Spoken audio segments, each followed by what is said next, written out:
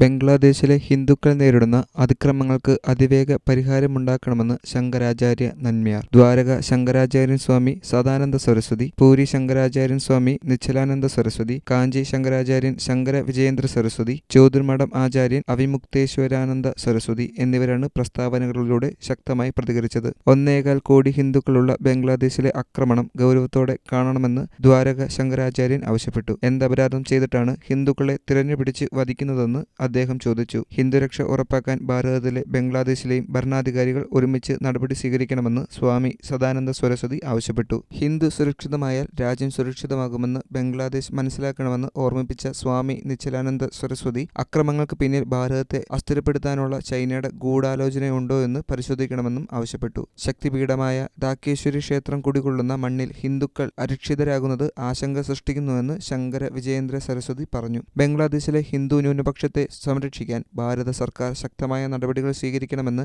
അവിമുക്തേശ്വരാനന്ദ സരസ്വതി ആവശ്യപ്പെട്ടു. ഒരുമയുടെ വികാരം ഉണ്ടാകേണ്ടത് വ്യക്തികളുടെ മനസ്സിലാണെന്ന് RSS സഹസർക്കാര്യവാഹ് ഡോക്ടർ കൃഷ്ണഗോപാൽ അറിയിച്ചു. ഒരുമിച്ച് ചേരുന്നതിനുള്ള അവകാശം ഭരണഘടന നൽകിയിട്ടുണ്ട്. എന്നാൽ അതൊരു വികാരമായി പ്രതിഫലിപ്പിക്കേണ്ടത് ഓരോരുത്തരുടെയും മനസ്സിലാണെന്ന് അദ്ദേഹം പറഞ്ഞു. RSS കാശി ദക്ഷിൺ ബാഗ് സംഘടിപ്പിച്ച രക്ഷാബന്ധന മഹോത്സവത്തിൽ സംസാരിക്കുകയായിരുന്നു അദ്ദേഹം. രാഖി ബന്ധിപ്പിക്കുന്നതിലൂടെ സമാജരക്ഷയുടെ സന്ദേശമാണ് നൽകുന്നത്. പരസ്പരം സംരക്ഷിക്കുന്നതിന് ഐക്യഭാവം അനിവാര്യമാണ്. വിദ്യാഭ്യാസത്തിനും ബിരുദമൊന്നും ഐക്യത്തിന് തടസ്സമാകരുത്.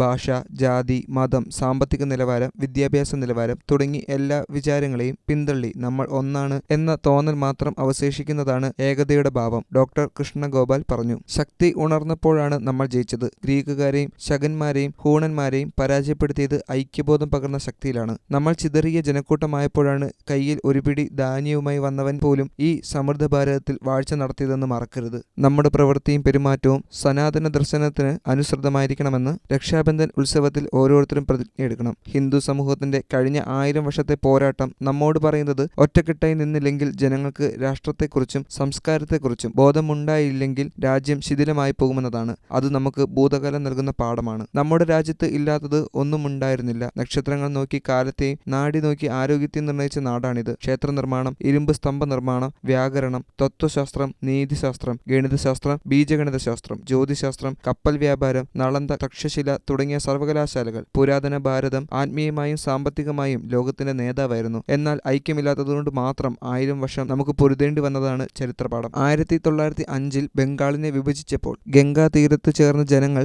രാഖി പരസ്പരം ബന്ധിച്ച് ആരംഭിച്ച ജനകീയ മുന്നേറ്റത്തിന്റെ കരുത്തിൽ 6 വർഷത്തിനുള്ളിൽ ബ്രിട്ടൻ നിലപാട് തിരുത്തി. കൊൽക്കത്തയിൽ നിന്നും ഡൽഹിയിലേക്ക് തലസ്ഥാനം മാറ്റാൻ വരെ പ്രേരിപ്പിച്ചത് ഈ മുന്നേറ്റമാണ്. കാശി എല്ലാ സമ്പ്രദായങ്ങളെയും ഒത്തുചേരലിന്റെ ഇടമാണെന്ന് അദ്ദേഹം ചൂണ്ടിക്കാട്ടി.